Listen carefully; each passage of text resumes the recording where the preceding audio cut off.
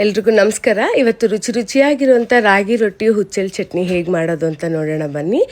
ಪ್ಯಾನ್ಗೆ ನಾನೊಂದು 250 ಗ್ರಾಮ್ ಅಷ್ಟು ಹುಚ್ಚೆಳ್ಳು ಹಾಕ್ಕೊಂಡು ಒಂದು 5 ನಿಮಿಷ ಚೆನ್ನಾಗಿ ಹುರ್ಕೊಂಡಿದ್ದೀನಿ. ಇದಕ್ಕೆ ಒಂದು 5 ಮಣ್ಣು ಕಟ್ಟಿರೋ ಮೆಣಸಿನ್ಕಾಯಿ ಹಾಕ್ಕೊಂಡು ಹುರ್ಕೊಳ್ತಾ ಇದ್ದೀನಿ. ಮಣ್ಣು ಕಟ್ಟಿರೋ ಮೆಣಸಿನ್ಕಾಯಿ ಸ್ವಲ್ಪ ಖಾರವಾಗಿ ಚೆನ್ನಾಗಿರುತ್ತೆ. ಹುಚ್ಚೆಳ್ಳು ಸ್ವಲ್ಪ ಚಟಪಟ ಅನ್ನೋವರೆಗೂ ಹುರ್ಕೋಬೇಕು. ಈಗ ಹುಚ್ಚೆಳ್ಳೆಲ್ಲ ತಣ್ಣಗಾಗಿದೆ, ಮಿಕ್ಸಿ ಜಾರಿಗೆ ಹಾಕ್ಕೊಂಡಿದ್ದೀನಿ. ಇಲ್ಲಿ ಒಂದು ಅರ್ಧ ಕಪ್ ಅಷ್ಟು ತೆಂಗಿನಕಾಯಿ, ಒಂದು 6 ಎಸಳು ಬೆಳ್ಳುಳ್ಳಿ, ಹಾಗೆ ಒಂದು 50 ಗ್ರಾಮ್ ಅಷ್ಟು ಕಡಲೆಪಪ್ಪು, ರುಚಿಗೆ ತಕ್ಕಷ್ಟು ಉಪ್ಪು ಹಾಕೊಂಡಿದ್ದೀನಿ. ಸ್ವಲ್ಪ ಕೊತ್ತಂಬರಿ ಸೊಪ್ಪು ಸೇರಿಸ್ಕೊಂಡಿದ್ದೀನಿ. ಹಾಗೆ ಒಂದು ಸಣ್ಣ ಎಸಲಷ್ಟು ನಾನಿಲ್ಲಿ ಹುಣಸೆ ಹಣ್ಣನ್ನು ಸೇರಿಸ್ಕೊಳ್ತಾ ಇದ್ದೀನಿ. ಜಾಸ್ತಿ ಆಗೋದ್ರೆ ಹುಳಿ ಜಾಸ್ತಿ ಆಗೋಗುತ್ತೆ, ಅಷ್ಟು ಚೆನ್ನಾಗಿರಲ್ಲ. ಈಗ ಇದನ್ನೆಲ್ಲ ರುಬ್ಕೊಂಡಿದ್ದೀನಿ. ನಾನು ತುಂಬಾ ನುಣ್ಣಗೆ ರುಬ್ಕೊಳ್ಳಲ್ಲ, ಸ್ವಲ್ಪ ತರಿಯಾಗಿ ರುಬ್ಕೊಂಡಿದ್ದೀನಿ. ನೋಡಿ, ಈ ಹದಕ್ಕೆ ನಾನು ರುಬ್ಕೊಂಡಿದ್ದೀನಿ. ಹುಚ್ಚೆಳ್ಳು ಆರೋಗ್ಯಕ್ಕೆ ತುಂಬಾ ಒಳ್ಳೆಯದು. ಹುಚ್ಚೆಳ್ಳು ಸೇವನೆಯಿಂದ ಕೊಲೆಸ್ಟ್ರಾಲ್ ಕಡಿಮೆ ಆಗುತ್ತೆ, ಹೃದಯಕ್ಕೂ ಕೂಡ ತುಂಬಾ ಒಳ್ಳೆಯದು, ಸ್ಕಿನ್ಗೂ ಕೂಡ ಗ್ಲೋ ಬರುತ್ತೆ. ಇದರಲ್ಲಿ ಕ್ಯಾಲ್ಶಿಯಮ್ಮು, ಪ್ರೋಟೀನ್ ಎಲ್ಲ ಹೆಚ್ಚಿಗೆ ಇದೆ. ಅಟ್ಲೀಸ್ಟ್ ತಿಂಗಳಿಗೆ ಒಂದು 2 ಸಾರಿನಾದರೂ ಹುಚ್ಚೆಳ್ಳು ಚಟ್ನಿ ಪುಡಿನ ತಿನ್ನೋದ್ರಿಂದ ಆರೋಗ್ಯಕ್ಕೆ ತುಂಬಾ ಒಳ್ಳೆಯದು. ಈಗ ರಾಗಿ ರೊಟ್ಟಿನ ಹೇಗೆ ಮಾಡ್ಕೊಳ್ಳೋದು ಅಂತ ನೋಡೋಣ ಬನ್ನಿ. ಈಗ ಪಾತ್ರೆಗೆ ನಾನಿಲ್ಲಿ 1 ಲೀಟ್ರಷ್ಟು ನೀರು ಸೇರಿಸ್ಕೊಂಡಿದ್ದೀನಿ. ನಾನು 4 ಜನರಿಗೆ ಆಗೋಷ್ಟು ರಾಗಿ ರೊಟ್ಟಿ ಮಾಡ್ತಾಯಿದ್ದೀನಿ. ರುಚಿಗೆ ತಕ್ಕಷ್ಟು ಉಪ್ಪು ಹಾಕ್ಕೊಂಡಿದ್ದೀನಿ. 2 ಮೀಡಿಯಮ್ ಸೈಜ್ ಈರುಳ್ಳಿನ ಹಾಕ್ಕೊಳ್ತಾ ಇದ್ದೀನಿ. ಒಂದು 2 ಮೀಡಿಯಮ್ ಸೈಜಷ್ಟು ಕ್ಯಾರೆಟ್ನ ಸಣ್ಣದಾಗಿ ತುರ್ಕೊಂಡು ಹಾಕ್ಕೊಳ್ತಾ ಇದ್ದೀನಿ. ಈಗ ಇದಕ್ಕೆ ಒಂದು 4 ಹಸಿಮೆಣಸಿನ್ಕಾಯಿನ ಸಣ್ಣದಾಗಿ ಹೆಚ್ಕೊಂಡಿರೋದು ಹಾಕ್ಕೊಳ್ತಾ ಇದ್ದೀನಿ. ಒಂದು 1/4 ಕಪ್ ಆಗುವಷ್ಟು ತೆಂಗಿನಕಾಯಿ ತುರಿ ಹಾಕ್ಕೊಳ್ತಾ ಇದ್ದೀನಿ. ಸ್ವಲ್ಪ ಕೊತ್ತಂಬರಿ ಸೊಪ್ಪನ್ನ ಸೇರಿಸ್ಕೊಳ್ತಾ ಇದ್ದೀನಿ.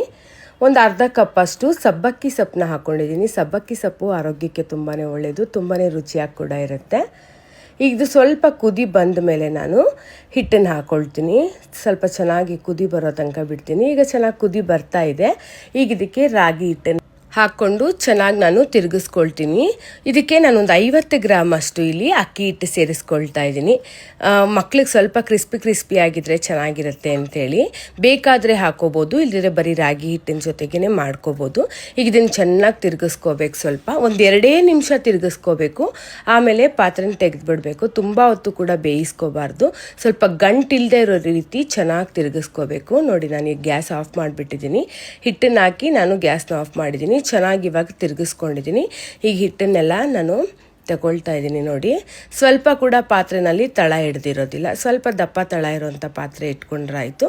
ಒಂದು 2 ನಿಮಿಷದಲ್ಲಿ ತೆಗೆದುಬಿಡಬೇಕು. ತುಂಬ ಹಿಟ್ಟು ಬೆಂದೋದ್ರೆ ಅಷ್ಟು ಚೆನ್ನಾಗಿರಲ್ಲ. ಈಗ ನೋಡಿ, ನಾನು ಎಲ್ಲ ಹಿಟ್ಟನ್ನು ತೊಗೊಳ್ತಾ ಇದ್ದೀನಿ.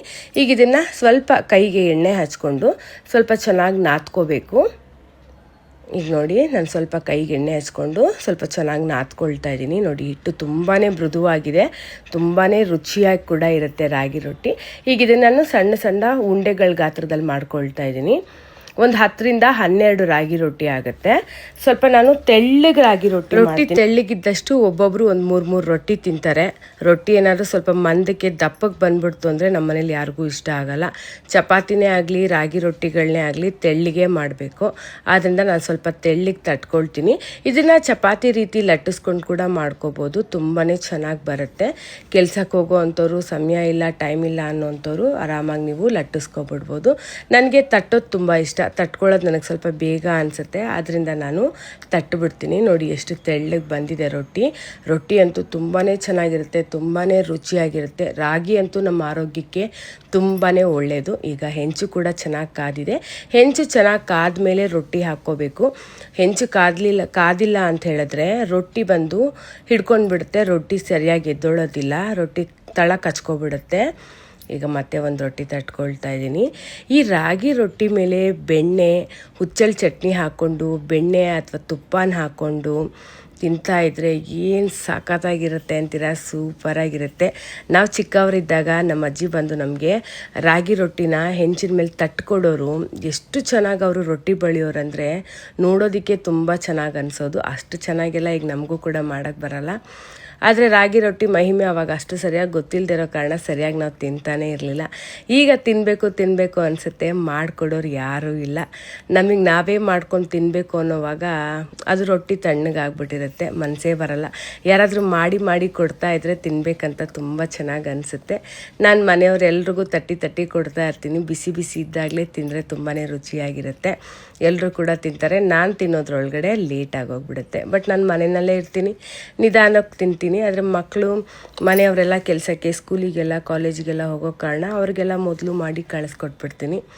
ರಾಗಿ ರೊಟ್ಟಿ ಹುಚ್ಚೆಳ್ಳು ಚಟ್ನಿ ಸೂಪರ್ ಕಾಂಬಿನೇಷನು. ಖಂಡಿತ ನೀವು ಕೂಡ ಟ್ರೈ ಮಾಡಿ, ಇಷ್ಟ ಆಗುತ್ತೆ. ಟ್ರೈ ಮಾಡಿ ಹೇಗೆ ಬಂತು ಅಂತೇಳಿ ಕಮೆಂಟ್ ಮೂಲಕ ತಿಳಿಸಿ.